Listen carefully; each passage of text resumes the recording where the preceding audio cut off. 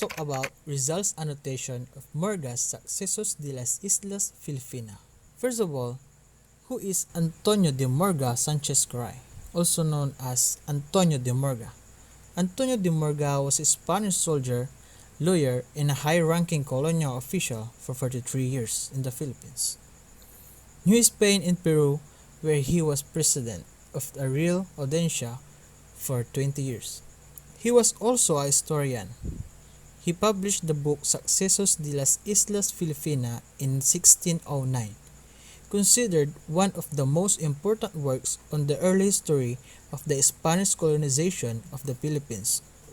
Sucesos de las Islas Filipinas, in English, Events in the Philippine Island, is a book written and published by Antonio de Morga, considered as one of the most important works on the early history of the Spanish colonization of the Philippines. The works greatly impressed the Philippine hero Rizal and decided to annotate it and publish a new edition and began working on it in London and completing it in Paris in 1890. What is the purpose of Rizal's annotation?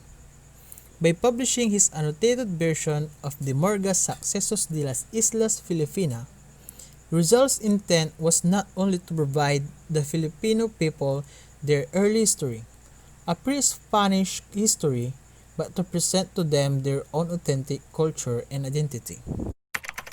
Now, let's talk about the state of the Philippines during the pre-colonial period by comparing the point of views of Morga and Rizal. Let's talk about geography. In location, Morga said the Philippines was uninhabitable. It extends up to 12 degrees south latitude. But Rizal said Ptolemy in his geography indicated 3 islands which are Sinade, Gilolo, Ambonia, and their inhabitants. Thus, Philippines was not deserted and was actually habitable. It is actually at exactly 25 degrees and 40 minutes latitude north until 12 degrees latitude south. In climate, Morga said winters and summers are opposite of those in Europe. Rainy weather is from June to September. Summer is from October to May. But Rizal said, in Manila, by December to February, the temperature goes down more than it does during August to September. Thus, with regards to the season, it resembles Spain as all the rest of the northern hemisphere.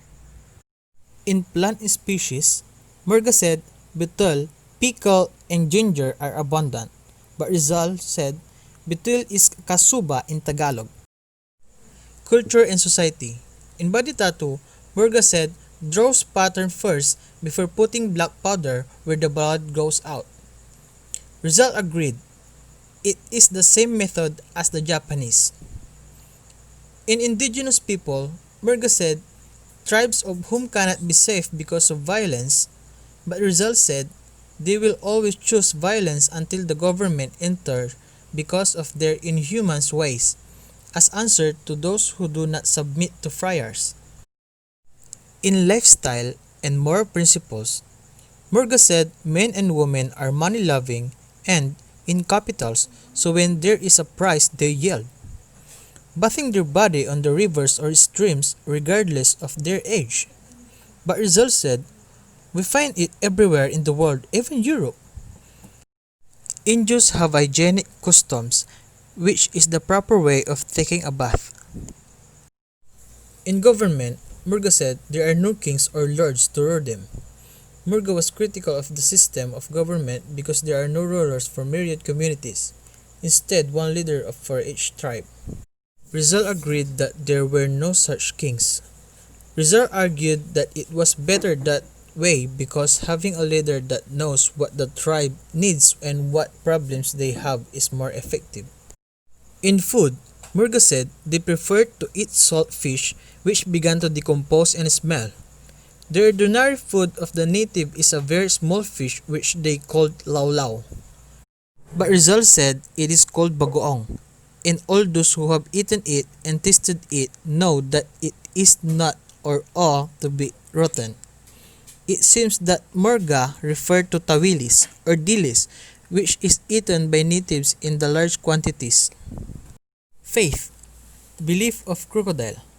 Morga said the natives set traps on the borders of rivers and streams near their settlements to secure them from which they fear and venerate.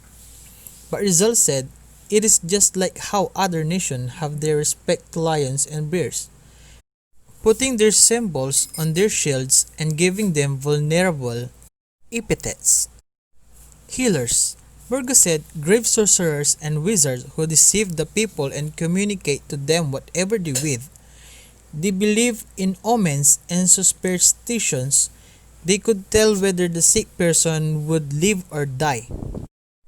But Rizal said, proved through the story of Padre Quirino about the case of Armandao who is sick. He often offered his body to see if he will be cured. But if he was cured, what could be said now to all who died despite all the masses offered to the different virgins? Customs for the dead.